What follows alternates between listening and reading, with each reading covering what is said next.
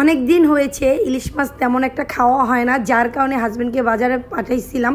তো হাজব্যান্ড বাজারে যে এরকম সাইজের বড় বড় 4টা ইলিশ মাছ কিনে নিয়ে এসেছে।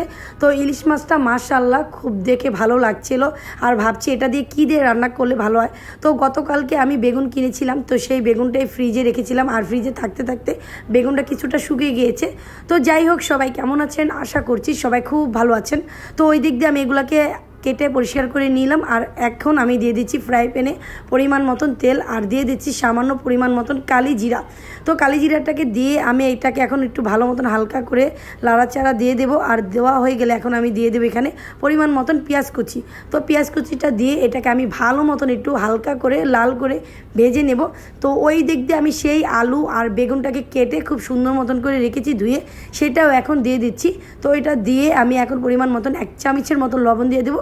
লবণটা দিয়ে এটাকে আমি এখন এই তেলে আর পেঁয়াজে আর কালিজিরার সাথে ভালো মতন একটু ভেজে নেব, যেন হালকাভাবে ভাজলে তাহলে সবজিটা খেতে মাশাআল্লাহ খুবই ভালো লাগবে।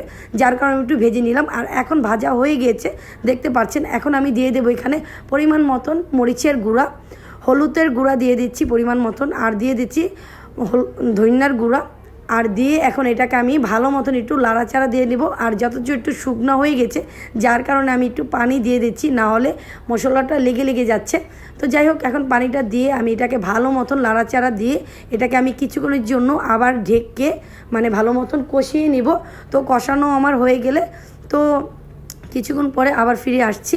তো এই তো আমার কষানোটা খুব সুন্দর মতন কমপ্লিট হয়ে গিয়েছে। এখন এটাকে আমি ভালো মতন লাড়াচাড়া দিয়ে দেব। তো এই তো দিয়ে দিচ্ছি।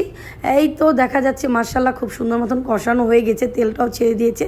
তো আজকে আমি এটা যতটা একটু বেগুন আর আলু দিয়ে আর কালিজিরা দিয়ে একটু পাতলা ঝোল করব, যার কারণে একটু পানির পরিমাণটা একটু বেশিই দিলাম। আর আগে থাকতে আমি সেই ইলিশ মাছটাকে ভালো মতন কেটে পরিষ্কার করে ধুয়ে নিয়েছিলাম, তো সেটা আমি এখন দিয়ে দিচ্ছি। আর আমার হাজব্যান্ড বেশিরভাগই ইলিশ মাছ হলে এভাবে খেতে খুব পছন্দ করে, যার কারণে ওর পছন্দ মতনই আমি রান্নাটা সবসময় করার চেষ্টা করি।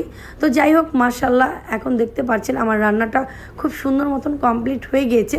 তো কারা কারা আছেন যে এমন ছোট কালিজিরা দিয়ে আর বেগুন আলু দিয়ে পাতলা করে ঝোল করে খেয়েছেন, আর খেয়ে যদি থাকেন তাহলে আমাকে এটা অবশ্যই কমেন্টে জানাবেন। তো আজকের এই রান্নার রেসিপিটা আপনাদের সবার কাছে কেমন লাগলো সেটা আমাকে অবশ্যই জানাবেন, জানাতে মোটেও ভুলবেন না। তো সবাই সুস্থ থাকবেন, ভালো থাকবেন। ভিডিওটা আজকের মতন এই পর্যন্তই। আল্লাহ হাফেজ।